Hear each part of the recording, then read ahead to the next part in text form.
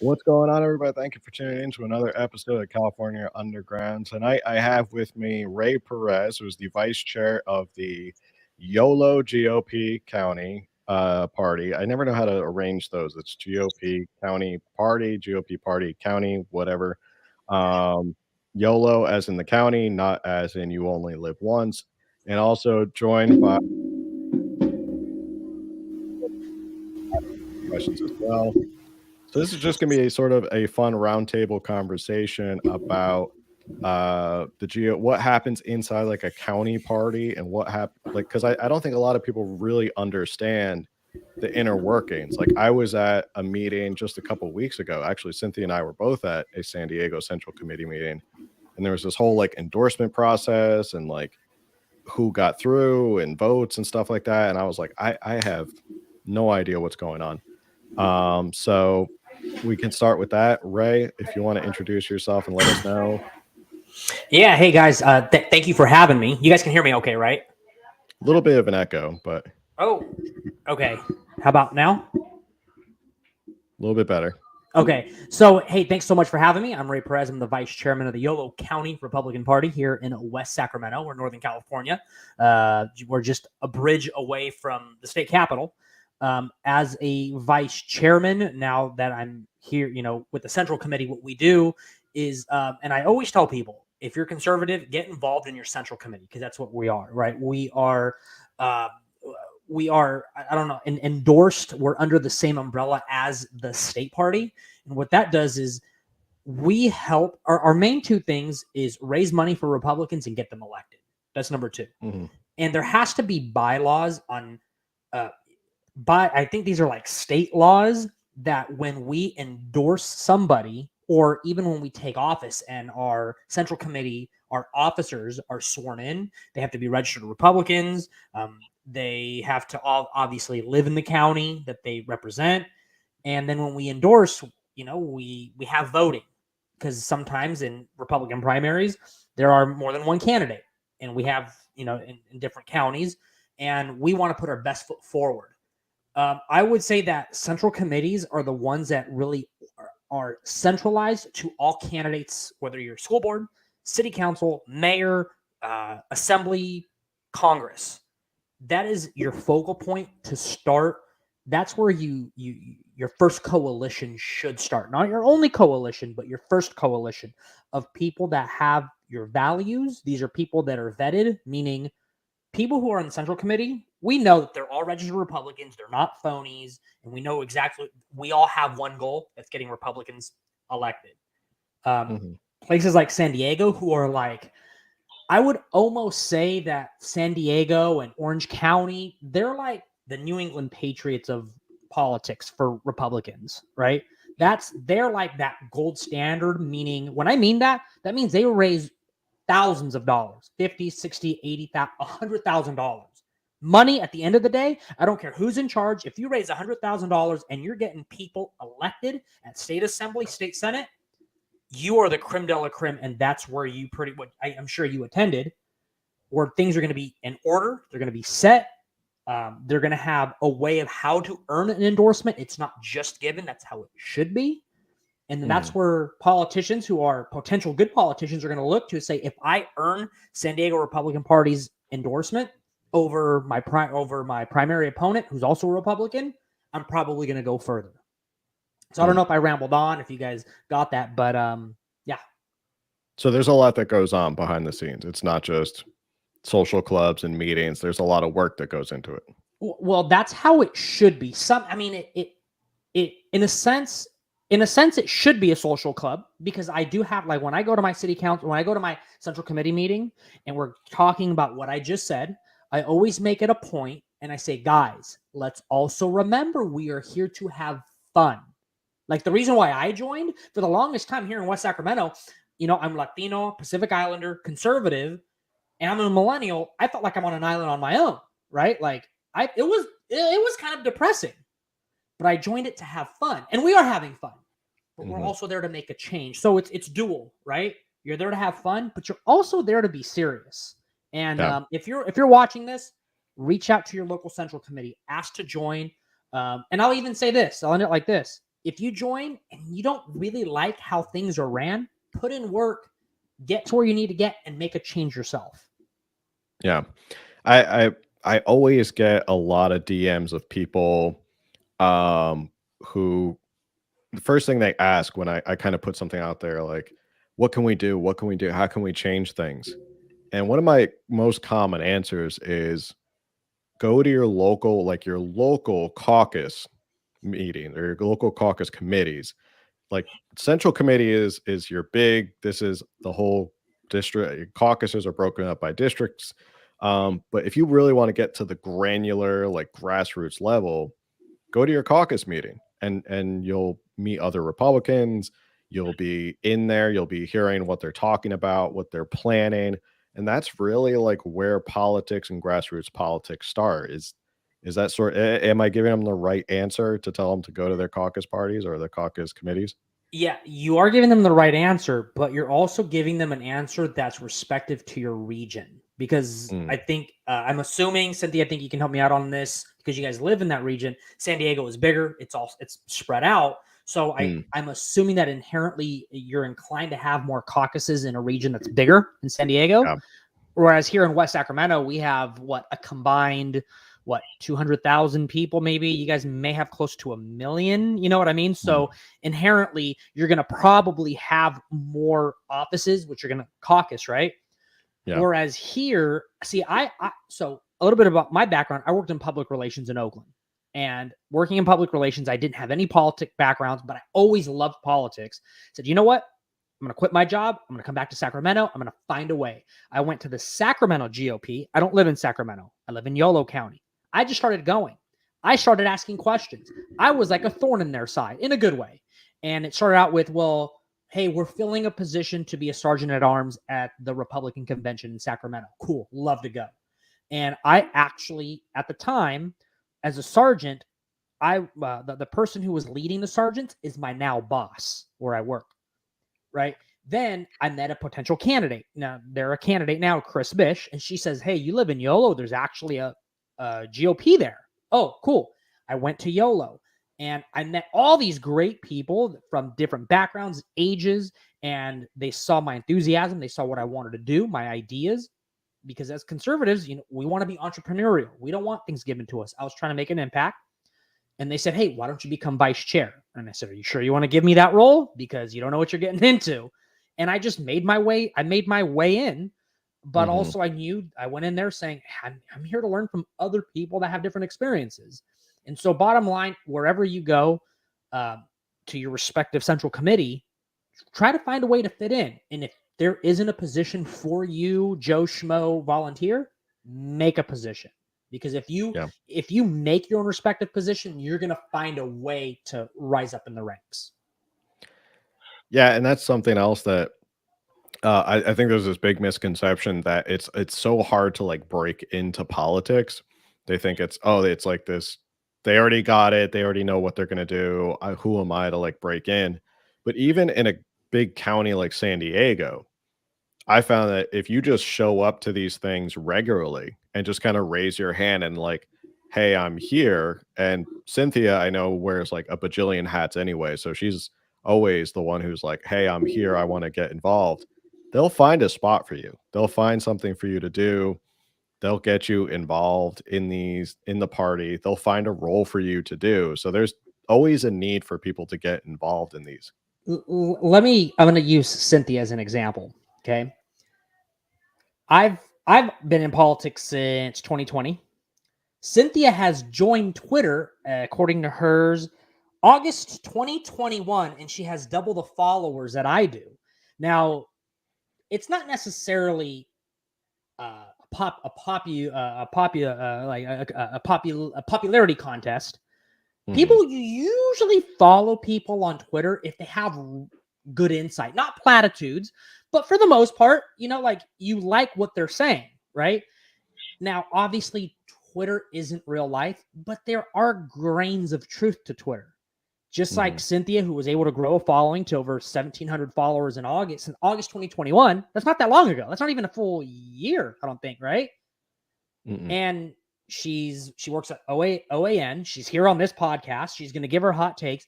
It's because she carved her way in, as did I, as did you. Like you and I have only been Twitter followers since like not even 2 weeks. So apply that to anybody, Joe Schmo, Billy Bob, Maria, whoever. Yes, politics, it's kind of difficult to get in, but it's like, dude, if you put effort into it, you're going to make your way in and you'll be unique. You'll be your own style. Yeah. And to she's give got some hope, a take. and to give some hope to people too, because I feel like if people follow me on Twitter, like I always want to like give hope to people, and really, you know, inspire them and empower them to make the same choices as well. To be very, very upfront and clear, I did not come from a political family at all. So literally all the connections that I have now is because I chose to put myself out there and, you know, network and, you know, do the tough things like, you know, meet different people and, you know, raise my hand and take the initiative. So I know that it can be intimidating to people to figure out like how to get their, you know, their bearings in the political industry. But I hope that like people don't look at, you know, even like ourselves, like as Ray and, you know, Phil was saying, like, I don't want anyone that's listening to this podcast to think that like, look at us and think that like we're anything special. You know, we're really not. Like, obviously we have equal values, human beings, but all three of us like worked hard and there was a lot of work to, you know, get, you know, the brand that we have now. And speaking for myself, I'm the only active person in my family. So I walked into my central committee and did not know anyone at all. But so I can make sure like our audience, you know, has a good bearing and there's clarity. What's the difference between a caucus and a central committee? Because as Ray mentioned, he's in Yolo County. And then if we come to San Diego, even our process is different. I know Ray and I, we were messaging back and forth, and even like the endorsements are different. Like in San Diego, you actually have to be an elected member of your caucus and central committee to actually even be in those meetings. They're actually closed. Whereas I know in Yolo County, and I know even like in Placer County, some other counties, you don't have to be an elected member. It's actually open to the public. So I think people might be interested to kind of understand those regions. So what would you guys say is like the difference between like a caucus and then like a central committee meeting? Because if we want to give tools to our audience, like, you know, we want to make sure we give them that clarity. Yeah, so I think, you know, like I mentioned here, because YOLO's a little bit smaller or a little bit more rural, we only have a central committee. And I think we have to get a certain amount of signatures to get on like an executive board, right? Because these executive boards, we vote on things that are tangible and written into law, and it can be challenged. It can be challenged legally. Like that's the whole aspect of it, right? And it allows us to caucus, meaning join meetings with the state Republican Party. It allows us to influence guidelines if we wanted to with the state Republican Party. And like, let's say there's a specific issue XYZ that we feel passionately about that the California Republican Party doesn't have. And whatever that issue is, let's say I call Cynthia and I say, Cynthia, you know, I know you have some sway in the San Diego Republican Party. Why don't you join us at this upcoming convention and write this, whatever it is, to provide to our convention so we can all vote on it. And then my chairman, because I'm vice chair, my chairman says, well, I know Humboldt County. And if all three of us caucus together and present whatever this plan is to the California GOP, and we say these three central committees up and down the state want X change to happen, we can, I'm speaking very vaguely here, not specifics, but vaguely, we can potentially bring it up and say we would like X to change. What that does too is it shows any of our members, right, that not only on our executive committee, but they're just members, and they see us making moves. It'll say, wow, I want to be a part of that. San Diego, wow, they're raising $80,000 and they're presenting things to the California Republican Party and they're making a difference in our state. I want to be a part of that. So it's like that trickle down effect, if that makes sense. And here's the thing that I want to say too. I can't emphasize it enough. If you're watching and you're like, look, I love politics, but I'm not really involved, I promise you, with your own unique personality and your passion, whoever you are, and you can hear our voices, get involved, because you can always craft and change and evolve your respective Republican Party. Mm-hmm.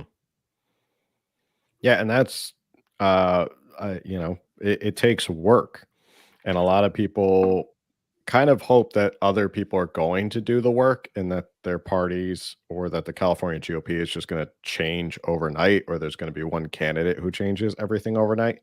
But it really does change with the local level and people going to these meetings and getting involved and being like, you know what? I don't really approve of the way we're going. Let's try this route. Or, I don't really approve of this style of candidate. Let's go with a different style of candidate. Um, does it happen overnight? Not necessarily. No, it takes a long time, and it takes people who are bringing new ideas and trying to challenge the status quo to make things happen. And I guess one thing that we were going to talk about, and I guess we can transition into it now, is the room for improvement that you might see maybe the California GOP needs to do, or county parties need to do. It's one of my favorite topics. I think that's probably why I've never gotten shadow banned or kicked off any social medias, because I spend probably 60% of my time railing against the GOP. They probably think I'm on their side. So do you have any thoughts about what's room for improvement here in California? Do you want to take this one first, Cynthia? Because me and you, I think Cynthia will align on things, and there's things that she might say I didn't even think about that. Do you want to take it? Sure. So as far as like the county perspective, to give a little bit of a background, because Ray did a great job of explaining how his specific county, Yolo County, kind of like the differences between that. For San Diego, for those that are listening to this and they want to get involved in the process, for San Diego, it's very different from Yolo County, and I can guarantee you it's probably different from Orange County in Los Angeles. Mm-hmm. And you're not that far. You're what, like an hour drive less, maybe? I mean, without traffic at 2 a.m. on a Saturday, you're about an hour away. Driving 85 miles an hour. Driving 85 miles an hour, right? Exactly. So for San Diego, on our odd months, on our odd months, we have like the caucus meeting. So what the caucus is for San Diego is every 4 years, there's individuals, about like anywhere from 4 to like, I think 7 or 8 members. We are separated. Our caucuses are separated by assembly districts. So every 4 years, you're an elected member, and if you get elected, you guys have assembly districts like plural? Mm-hmm. Yes. Wow. Okay. This is all new to me. All right. Yeah, see different experiences from respective Republicans, right? Like, all right. Okay. Yes, I think we are. So in San Diego, there's 80th district all the way to like I think 70 or 71. So in the San Diego region, I think we have 8 or 9 assembly districts. So we have 8 or 9 caucuses. So that's an elected a position. 9 times out of 10, I've heard usually they're unopposed. So that's why like it's good to kind of be in the know for that. So I was a little late to the party, and had I known, like I obviously would have been like ran for an elected member.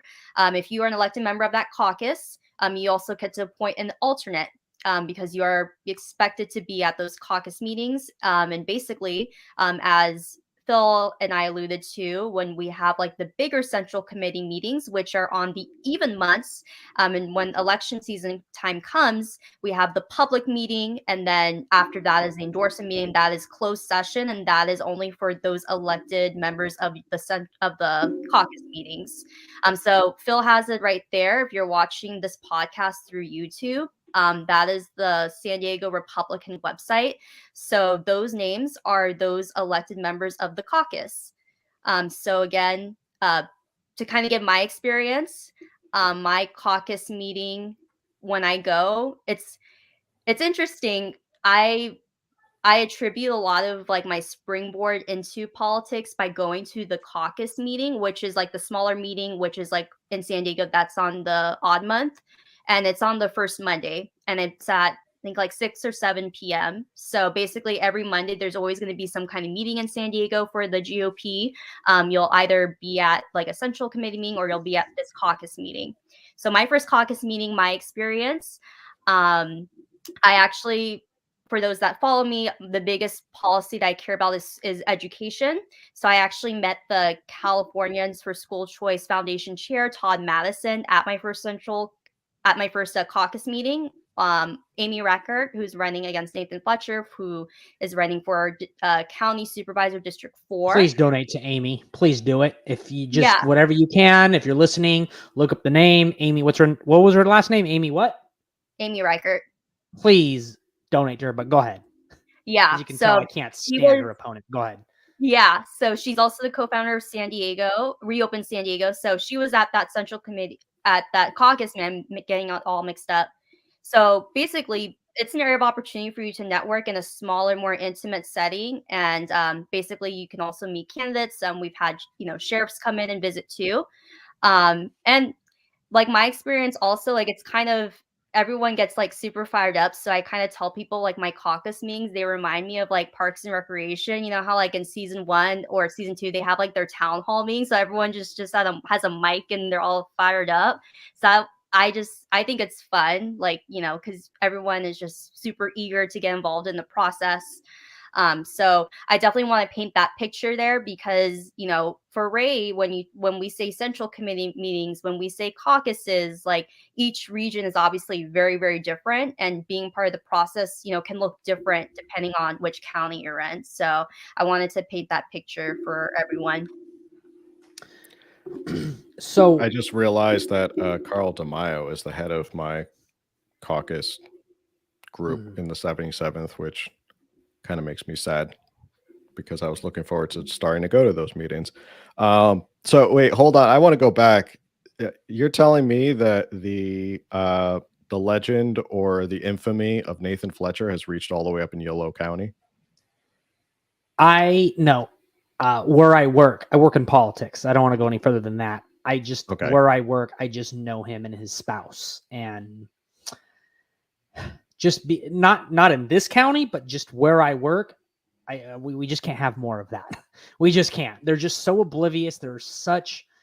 Now that they're not in my area of arena, they're such blowhards. They're so tone deaf, and because of him and his wife, have ruined California. And that's one thing. Yeah. And if you're listening, and you see an awesome assembly candidate or a horrible one, that matters to you, even though they're not in your respective district. Once they get elected and they pass a bill, it's going to affect you no matter where you're at in the state. Yeah. But Phil, if I can chime in real quick about what I think the GOP should do different, constructive critiquing them, it starts off like this. I was actually thinking about this today. Look, going back to the recall, the one thing that I think they did a half-ass job, and I'll even throw myself in that mix that I learned from, is you can't only talk about what Gavin Newsom and Democrats are doing wrong. I'm going to talk about this in my podcast in about an hour. You have to understand, you have to act as if the electorate has Stockholm syndrome. It's so bad. You're so desensitized to everything. You look at the homelessness, you look at the opioid epidemic, you look at taxes, and it's like, it's part of life.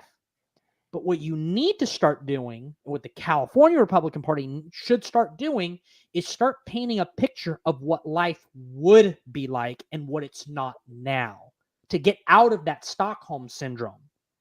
And there's a poll right now that just came out that like 48% of people dislike, or almost 50% of people dislike Gavin Newsom. But the reality is he's going to get reelected. Like it's a UC Berkeley poll that just came out, and I'm like, hey, welcome to Republicanism, guys. He sucks. Yeah. But saying he sucks, and I saw a press release by the GOP that came out that said Gavin Newsom's word salad and living in an endemic. Okay, that's great.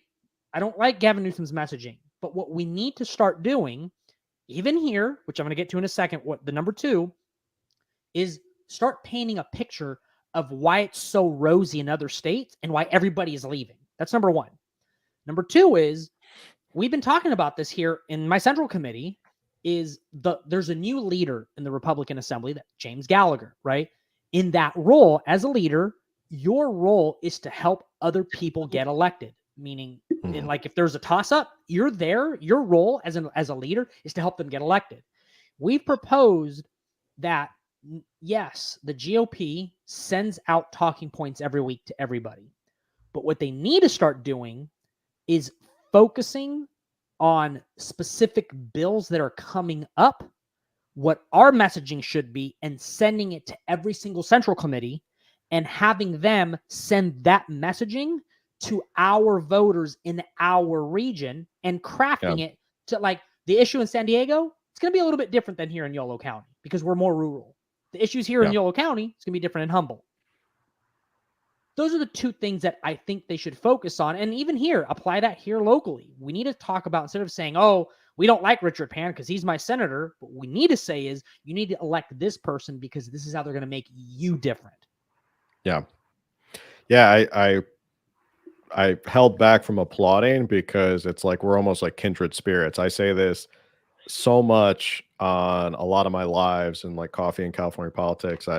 I think people either they're starting to get sick of it, or more people are starting to come around to it and be like, that's absolutely true. Is we got to stop this whole and I'm sure, I don't know if you've met her. I'm sure Jessica Milan Patterson might be a wonderful lady. I'm sure she seems very nice. But I cringe every time she just sends out another tweet or another Instagram post of, oh, this is something that Gavin Newsom did bad, or this is something the Democrats are doing bad. And at a certain point, you just look at it and go, okay, well, you're the leader of the party. Like, what's the solution? What's your option? What are you doing here? And I think the Republicans in California have gotten so bad at actually providing any sort of solution rather than just we're the photo negative of Democrats here in California, which is never a way to win an election. The contrarian candidate never wins an election because you almost have to give voters, they vote for something, one, because of their values, and two, because they see the future that you're proposing, you're going to help them get there. And a lot of Republicans don't paint that future at all. They just go, we're going to stop whatever this person is doing. But they haven't made that connection as to, well, what is my future better if I go with you? And why is it so bad with the Democrat I'm with right now? And that's how I view it. I mean, I could go on about this for a while. Yeah, I was watching, to add on to that. I think you make a good point. We need to start coming up with fresh new ideas, but keeping and maintaining our conservative values, meaning free markets, innovation, freedom.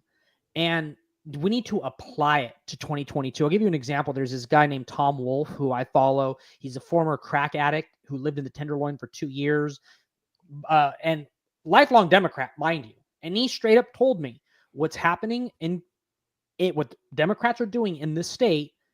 They're not making the opioid and the housing crisis any better. They're making it worse. And he said something that kind of blew me away that I'm surprised nobody has picked up on. And that's using money to not just have brick and mortar going in there and trying to rehab. He thought of ideas like investing money into vans that can drive up to a place and say, look, do you want to get up off the street? You can come into our van right now. We'll detox you. And being mobile, being there, having people in the community that people recognize and say, look, you don't have to walk to the brick and mortar store. You can come into my van. You can check it out. And also start with city council, start with the local government and then get help from the state to sponsor something like this. Those are new ideas that a former addict thought of that the Republican Party can take on. And look, I want to be very clear here. I'm not here to criticize and say, Republican Party, you suck. That's not what I'm about. What I'm about is, hey guys, we're on the same team. What can we do differently? And because the ceiling just grew, right? With how high taxes are, the Biden's being upside down in the polls, Newsom being horrible, our ceiling has risen and we have more to compete. I'll tell you this much. In the recall, our ceiling was really low because we didn't have a true primary. You had 18 people to choose from, and you have the difference between Kevin Kiley, who's grassroots. You have Larry Elder, who is, this anti-Trump or he's not anti-Trump, but people painted him as the Trump and the black white supremacist. There was nobody like a Glenn Youngkin-esque where the middle of the road can say, yeah, we want somebody who's not polarizing and who's one of us. And we need that, but our ceiling is high now that we're past the recall. Yeah, I believe, I agree with you 100% that if there's ever a time to strike and a lot of people's minds are open to a different solution or maybe looking at a different party or something like that, now is the time. Like, we've just gone through a tumultuous 2 years. We're still going through it right now. And it's woken a lot of people up to, wait, how bad is California? Before it was, before February of or March of 2020, it was, yeah, California's kooky and yeah, houses are expensive, but that's the sunshine tax, and people just kind of laughed it off and like, oh, of course there's homeless. Everybody wants to come to California. It's nice weather. I think, where the new California is. I don't mean to step in, but I cringe. Not you, but when other people say it's a sunshine tax. Well, we were known as the Golden State, but where's the new California? Florida, and they have more sunshine than we do. Yeah. Well, it used to be the land of, that saying, go west, young man, was rooted in this idea of like, go make your dreams, go build your riches, go build your fortune and your success out in California, go west, because that was the idea, was that was where opportunity was. There's no more opportunity here in California. And a question I just posed to my listeners was, if you have children, do you think your children, when they grow up, do you think they can afford a house in California? Do you honestly think they'll be able to afford a house? And a lot of parents were like, no, I don't think they'll be able to afford a house. Can I pivot a question to Cynthia, Phil? Absolutely. Yeah. I want to, because Cynthia and we have a mutual friend in Marissa Forte. She has it pinned on her Twitter profile. And Cynthia believes in this, and I get where they're coming from. They say that California is worth fighting for. How do you defend that?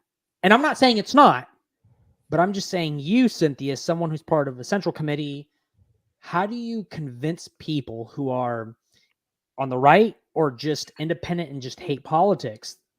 How do you overtly tell them this is why it's worth fighting for? It's a very nuanced position, and I think it depends who I'm talking to. I always try to remain rooted in that, like, all three of us, we're political nerds. So like the things that we think about, we are so like dedicated and we kind of zone in, right? We are like the 1%. 99% of these people, they don't think deeply about this. So I think it's important to kind of level with people, especially if they are not political at all. Really focus on kitchen table issues. So when I say California is worth fighting for, I think that it's a really case by case scenario. So for example, like, I think for myself, like, I'm not married and I don't have kids. I personally cannot see myself leaving the state. That being said, like, whatever's happening with Newsom, like, I'm going to outlive the tyranny. Like, this cannot last forever. I'm outliving these people. Like, these people cannot bring me down. I'm here for the long haul. If I was speaking, and you know what, real quick, I want to say this just really quick because something popped in my head, Cynthia. I never thought I'd say this. Gavin Newsom makes me miss Jerry Brown. Wow. That's big. Right? And he even makes me wish that I lived through the era of Willie Brown. And I say that because you think of Gavin Newsom, right? And you said something that, because I pitched the question, how do you change my mind? How do you take me out of the rut? Like, oh my God. You said something. You will outlive Gavin Newsom. So then the question, I guess, is how do we shape the electorate to not be Republican, but to be a classic Democrat? How do we do that? So because Jerry Brown, Willie Brown, they're both classic Democrats, right? I mean, still liberal, but not left. Yeah. So I have So I realized when I was talking about the tangents of like the San Diego, I never shared my opinion about what we can improve upon. So for myself, I have different opinions when it comes to local races, state races, and congressional races. I think it really is contingent upon your district, the electorate. Um, Myself, like I'm conservative, I'm a party girl, I'm a registered Republican. I'm obviously involved with the party and I help different campaigns. That being said, it's no surprise that on our side, on the Republican side, there are many factions. There's different sectors of it. There are people that are more moderate. There are people that are more conservative socially. I have a motto like if we can agree on like 90 or 80%, like I will work with absolutely anyone. I think for like the recall and school choice, also like I'll even work with Democrats and non-party preferences as long as we have the Yeah. same goal. That's fair. That's That being an said, excellent point. Excellent yeah, point. Yeah. No, that's really that's such a good point. Go ahead. I'm gonna piggyback at the end. I love that point. Go ahead. yeah. So why do we lose? And in my opinion, and why I think this conversation is needed and why I think this podcast is a great topic, is we are not involved. I can speak from experience for campaigns on why our side loses, why our candidate lose. It's because we don't have the money and we don't have the volunteers. And to give a specific reason, when I was looking at, my assembly district and, there's a special election. So my former assemblywoman was Lorena Gonzalez Fletcher. So because she resigned this first day of the legislative session, triggered a special election. So, I'm going to be voting on that. I think there was a Republican that filed, but there came a point where I was between Democrats, I actually spoke with the campaign manager because I was interested in potentially getting involved, even though that was a little bit out of character. But, I was between different choices. Do I want someone? So to give some clear, the two Democrat candidates right now in the race are David Alvarez and Georgette Gomez. Georgette Gomez would be Lorena 2.0, but on steroids. She is a radical left. Her platform is basically based on like housing, equity, climate change. She got endorsed by the San Diego Democrat Party, and they're not moderate at all. So, and she also got endorsed by Lorena Gonzalez Fletcher. So, Of course. red flag, Todd Gloria, red flag. And then you have David Alvarez, who was formerly on city council, and he was also the Democrat nominee against Kevin Faulconer in a past mayor race. And when I spoke with the campaign manager, like obviously for me, education was a big thing. And he said that David's first platform or first campaign message is education. And he was actually talking about how, how in our district, there's always been talks about a university trying to get that in Chula Vista. Well, David wants to partner with universities and get that on there because we don't know why that hasn't been a thing. I'm just like, this is amazing. And just different things like that. So he's a little bit, now am I going to agree on everything 100%? No, but I would agree with him a lot more than Georgette. So my point is, when I was thinking of potentially, having a stake in this, because it was like, okay, am I going to have this guy or am I going to have, Georgette? When I was thinking of it and I was getting some questions, basically for phone banking, for walking, they actually pay you part-time and full-time positions. And for picking up ballots too. Exactly. And so I've always kind of heard those stories, but when I had when I witnessed it for myself, I was just like blown away. So why does our side lose? It's because we're not involved. We don't have the infrastructure. We don't donate enough. We don't volunteer enough. And so that's why I always harp on people to get involved, because if we're not involved, it's our fault. So if I could give some criticisms or constructive criticisms for the San Diego side, I feel like me and Phil were very blessed to be in this city, in this county, because we have all the grassroots groups. We have like Reopen San Diego. We have Let Them Breathe. All of our school board members are pretty like active as well. So I feel like we're in a very, very great position, and we have like, all those great individuals. I would say to those people, and not necessarily like the leaders, but the activists and the actual regular people who go to these rallies, I understand that maybe you're not a registered Republican, maybe you're not as open-minded to that, maybe you're non-party preference, or maybe even you're a registered Democrat. I would encourage you to still get involved in the process, because listen, we can go to all these rallies, we can, be on defense all that we want. But the biggest way we can make impact is through public policy, and that's through helping the Republican Party. That's by helping these candidates. So I would say my criticism for the San Diego Republican Party is to do an effort to reach out to these people, because we have these people that are sick of the Democrat Party. They're open-minded. So if we can capitalize on this, we can increase their infrastructure. If I give a criticism for the California GOP, and then I'm going to be done for right now, I understand that there's a place for, the national party, the state party, and the San Diego or local central committees. I cannot for the life of me understand why the state party, why the California GOP just harps on nothing but Congress. And I know that they're supposed to help with state assembly races, because I've asked multiple people, like, hey, does the California GOP, do they help with state assembly? Because I want to make sure, like, I'm getting more sources right. And they do. But all I see is all these people talking about Congress. I'm just like, have we not lived through these past 2 years? Why isn't the state parties focused on state assembly? So that would be my criticisms. Hey, Phil, I want to add something real quick. There's two things that she actually said. So I'm going to quote Cynthia herself, and this goes for everybody. So if you're a Republican, or maybe you're a moderate Republican and you're like, I don't know. Okay, this is what Cynthia said on October 15th, 2021. I don't know who needs to hear this, but the only person I agree with 100% of the time is myself. Other than that, I've disagreed with everyone else on at least one thing, and that is okay. Ugh! I wanted to pin that on my profile. I specifically say that because Cynthia also mentioned something. Let's say you're conservative, you're moderate conservative, classic conservative, whatever, Reaganite, whatever you want to call yourself. If you are good in your own community and you work well across the aisle with your mayor, with your city council, and you're not even in an elected position, and you have good relationships with Democrats and Republicans, and you're a conservative or moderate, come join us.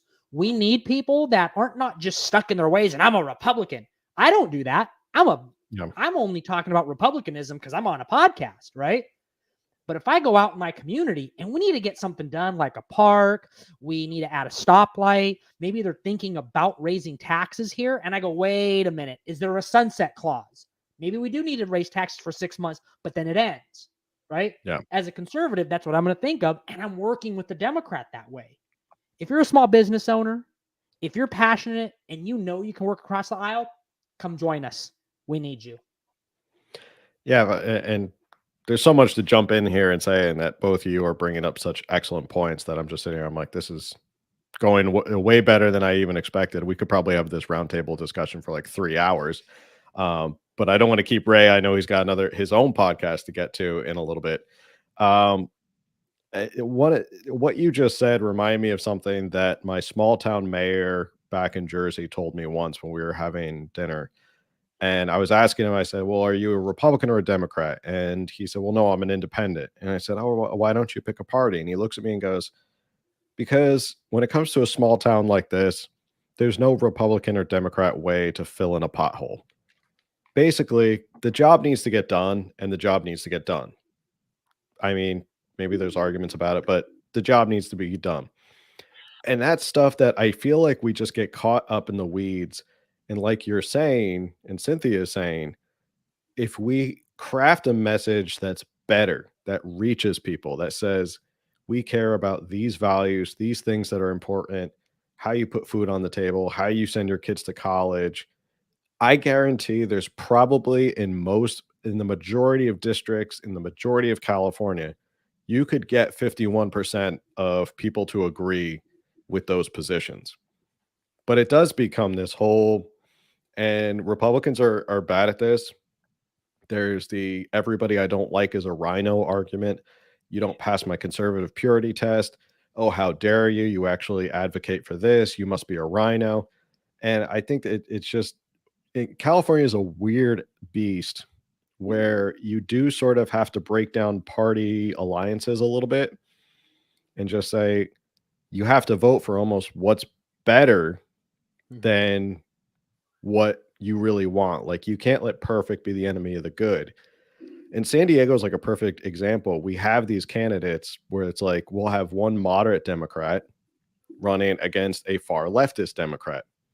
But because Republicans and conservatives stay out of the race and they don't do anything, we get stuck with a Todd Gloria as opposed to a Barbara Brie.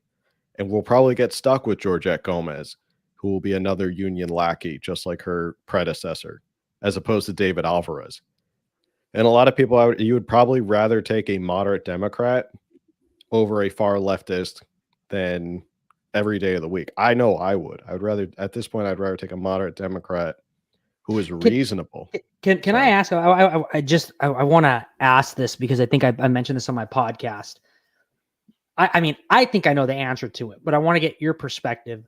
What's your definition of a moderate Democrat? And I asked this. The reason why in the state legislature you vote yes or no. It's just one. It's like when I tell people to vote, it's like you can't kind of vote for Trump. You just vote for the damn thing, right? Yeah. Will a moderate Democrat end up voting for a Bernie Sanders or a Hillary Clinton, moderate or left, no matter, you're just voting for one? On a state or local level, what's the difference between a moderate Democrat and a leftist? I think that's a valid question. So when in San Diego, when Phil and I speak about, actually I don't want to speak for Phil, but basically to give some people some context for the 2020 election, there wasn't a Republican candidate when it came to the general election for our mayor. So we were stuck with Todd Gloria, who was a former assemblyman. And he is our current mayor right now. And then we had Barbara Brie, who was a lot more moderate. And when I define moderate in the terms of that mayoral race, I think of someone who is pro-business. So less regulations, lower taxes, very basic things that you don't come to the dark side and just become a Republican already, right? Basically, like you would think. And, COVID was a little bit different, but beyond the mayoral race, if I think of a moderate Democrat, I think of someone that would think that the state of emergency is over. So basically mass choice, jab choice, different things like that. Yeah. What I think is very interesting to note is I think it's really a case by case. So for example, in the state legislature, I think we witnessed that even the Democrat Party, they're going through their own identity crisis right now. So they felt the heat when it came to certain votes because they know it's election year. And I think people realize too, I'm sorry, I'm going on a tangent, but the legislature is like these big battles that we talk about. They're only like 5% of the time, 95% of the time, like they're pretty bipartisan. It's just we've gone through so much stuff these past 2 years and all of us are used to being watchdogs, but that's only like 5% of the time. 95% of the time, they all get along fine and they work across the aisle and they get things done. It's just we're witnessing like the worst of all of it. So that's how I would define a moderate Democrat in terms of 2022. If you are someone that is for mass choice, jab choice, pro-business, school choice, kitchen table things. Obviously, a moderate Democrat and Republican probably wouldn't agree on every single issue, obviously. But basically, if you're getting towards sanity, I would define that as a moderate Democrat. A leftist, a radical left, would basically be like a Lauren Gonzalez Fletcher, a Nathan Fletcher, a Georgette Gomez, a Todd Gloria. So that's my take. I would say, I mean, the Barbara Brie versus Todd Gloria is a perfect example of like a moderate Democrat versus, I don't even call them, I call them statist because they are complete statists. They are marching towards authoritarianism. And I say that with no exaggeration. That's exactly where they're marching. And the difference is that a moderate Democrat like a Barbara Brie is pro-business. She wants to use the government to do a couple things here and there. And she believes the government can be a solution for a swath of things, as opposed to most conservatives or libertarians who believe the government is never a solution for anything. But then you have these statists like Todd Gloria who believe that everything you do, the government should have a hand in it, and that life can only be good if the government has a hand in it, and that everything the government does is this incredible, benevolent gesture, and you should be thankful that your overlords and the elite have bestowed upon you these wonderful blessings. That's my difference between a statist and like a moderate Democrat in California. I agree with everything. And if you want to know, let's say wherever you're watching and you want to go and you're like, hey, I want to check out who the candidate is at an assembly or senate or congress, whatever. The way how you can spot is go to what their priorities are. If climate change and social justice are 1 and 2, it's an automatic leftist. If the first thing that they bring up is water issues, businesses, pro-business, pro-family, and within the first 20 seconds, you can't figure out if they're a Republican or a Democrat, it's probably a tight race. If I have to do a couple of clicks on Google and try to figure out, and I'm like, one time I was like 3 to 5 minutes into my research, and I'm like, who is this? Like, what is she? She was running up against Doug LaMofflin in the North State, which is why she was trying to run a very down the middle, not talking about social justice issues. And I couldn't figure it out until I finally went on her Ballotopia and I said, okay, that's what she is. Yeah. And that's why it's important. I always advocate making a night to sit down with your California voter pamphlet, because there's a crap ton of information in there. Pour yourself your favorite drink of choice or crack open a beer, make a night out of it, and really get into it, because we can spend a lot of time paying attention to Republican candidates and who's running. But in these races where you don't know either of them because they're Democrats and you're not paying attention, it is important to look at what they're running for, what their candidate statements are, and what their policies are. And you have to kind of look at them and be like, okay, which one am I going to vote for that kind of aligns with my values more? Well, I know you got your podcast coming up in a couple minutes, so I don't want to keep you too much longer, Ray. This has been a great conversation. And like I said, I'm sure we could do this for several more hours. Yeah. So and feel free place, I'll give you the final word so you can plug wherever you want people to come find you. Yeah, no, I appreciate you guys having me, Phil and Cynthia. In about 5 minutes, I'm going to be 5 to 10 more minutes. Got to get ready for my podcast. You can watch live on YouTube. It's On My Mind with Ray Perez. I'm also going to tweet it out on my Twitter. Feel free to follow me on Twitter at It's Ray Perez. And I think the title of my podcast is Politicians Go Woke, Your Kids Go Broke. That's the title of my podcast. I think I'll kind of give you a quick run over. I think, Californians continue to mask kids while they party at the Super Bowl. Meanwhile, liberal SF excommunicates their own school board. And also, welcome to the party, liberals. You figure out that Gavin Newsom sucks. And then this is did you see that? The Super Bowl? Am I the only millennial that didn't like the halftime show?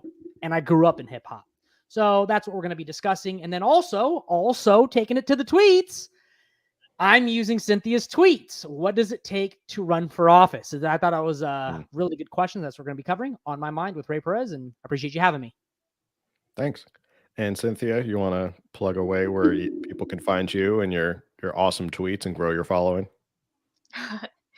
Well, thank you both it was a great conversation. I think we should do this again because I feel like that we covered so much ground, but I feel like there's so much more ground to have. And I think it's a good conversation we need to have because it's 2022, it's election season. So I think if there's a time to have these talks, it should be now.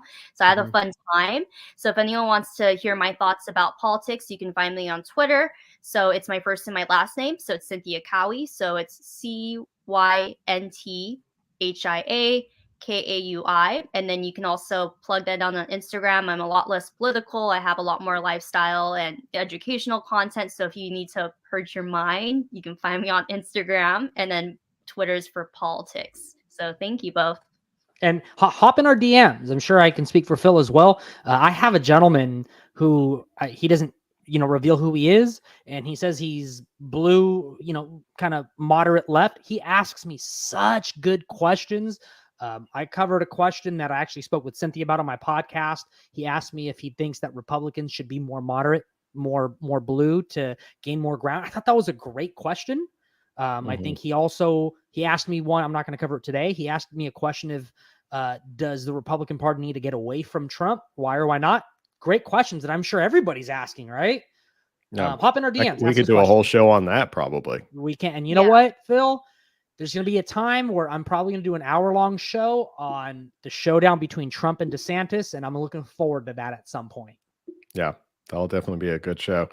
Yeah, I always check my DMs as well. I spend a lot of time in my day actually answering a lot of DMs. So we're actually people, and we want to help, and we want to connect with people. So we want to chat with you. Yeah, we love to chat. With that said, thank you everybody for tuning in. If you follow us, make sure to like, subscribe, review, all that stuff for the YouTube video, as well as if you listen on audio, make sure you share it with people, spread the word, and we'll see you on the next one. Night, everybody. Hey, have a good night. Thank you. Good night.